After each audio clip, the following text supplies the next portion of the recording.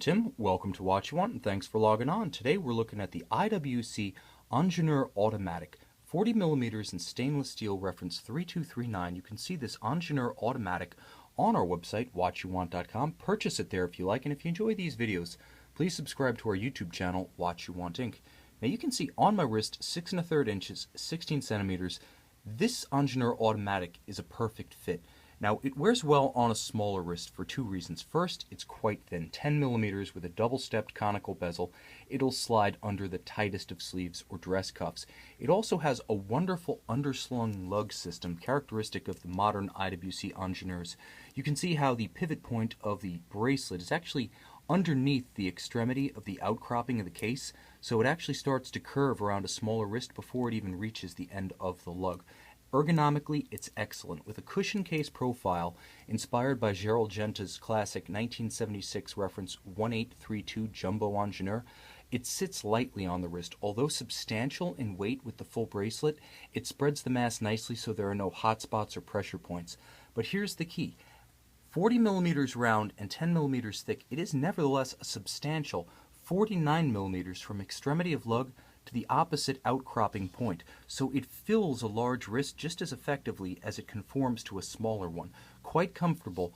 A big part of the credit goes to a superb integrated bracelet.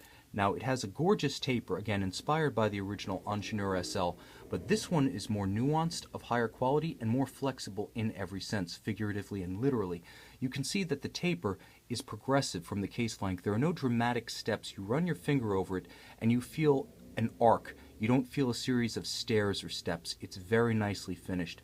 And there is a subtle edge to the finishing here, mostly brushed. It does feature small polished accents on the flanking facets of the central link, as well as the shoulders of the main links, and that little bit of polish gives it some gleam, gives it a premium luster that enlivens it without becoming garish. Now, when I talk about flexibility here, I mean that it is flexible for the purpose of sizing. You can see all of these individual tabs down the center links. You press them and then you slide the retaining bar out to individually size the watch by removing any given link. So you can remove every link. The same system is actually used at the lug to attach the bracelet to the case. So if you so choose, you can take the entire bracelet apart for sizing purposes or for cleaning purposes on both sides without resorting to a jeweler's tool. It's quite user-friendly and makes for an excellent ergonomic match to a wrist of any size. Fully sizable, it's also paired with a nice low-profile, single swing arm, twin-trigger deployant clasp. What I like here is that it's very well integrated into the bracelet. It doesn't have the blockiness of something like a Rolex Oyster clasp, so it doesn't stick out above the curvature of the bracelet. And apart from the triggers and the IWC marquee, it's almost completely invisible. But with twin trigger release, it's not friction fit, so this one's not going to pop open unintentionally. Beautifully done. It closes with a snick and a snap, wonderfully machined. But the rest of the case is a highlight as well. Now, unlike Gerald Genta's Ingenieur SL, this one features wonderful facets flanking the case that add definition and give the watch visual strength without relying on an increase in size or mass. The steps where the lugs actually integrate into the case flanks are differentiated by depth but also by finish. Brushed on the steps, polished on the center, with a polished circumference around the edge of the bezel and then a brushed top. There's good contrast here, again, without being garish. It wears its polish like jewelry. And the dial itself is legibility incarnate.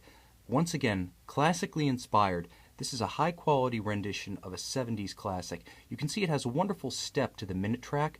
Jumping down to the dial itself, it's nuanced with hand-applied individual, fully loomed hour indices, and you can see that there is a little bit of a step to the inner dial, once again, to add texture to articulate the dial. Likewise, the date window, which is nice and subtle with a monotone date disc to make it discreet, features a very subtle step to ease the transition from the dial base to the date disc itself. It's well done, it's handsome, and again, true to its period inspiration from the 1970s, it nevertheless manages to be modern and upscale. Now, when you unscrew the crown, I should mention the watch has a robust 12 ATM water resistance. You gain access to two special functions of the 30,000 series automatic caliber. First, you pull it out to its third position. Now you hack the seconds and you can synchronize to a known accurate reference clock or watch. Now in the second position, Let's advance it and make sure we're not in the date changeover zone. Oh, we were. It's a good thing we advanced. In the second position, you can activate the quick set date function. Once I get the second position down. There it is. And you can cycle to correct the date. Again, a screw down crown, 12 ATM water resistance. It's matched by a soft iron inner case that enables the watch to boast both impressive water resistance and, thanks to the iron paramagnetic casing around the 42-hour power reserve automatic movement, it's also an anti-magnetic watch, true to its ancestral model, the reference 666 of the 50s, the very first anti-magnetic IWC Ingenieur. You can see the modern incarnation of IWC's quintessential Ingenieur, the Ingenieur Automatic, 40 millimeters in stainless steel, on our website, watchyouwant.com.